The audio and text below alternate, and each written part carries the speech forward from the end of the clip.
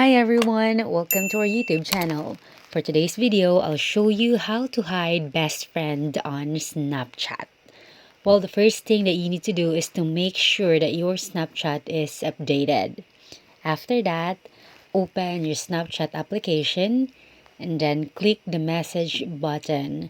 There you may see messages from your best friend. So there are two types to hide your best friend. First is click your best friend chat and long press it. And then click the manage friendship. And then click remove friend.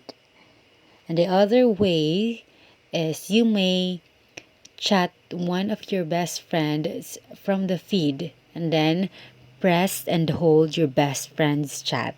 And then after that, just click chat setting, click clear from chat feed, and then confirm. So that is how you hide best friend from Snapchat.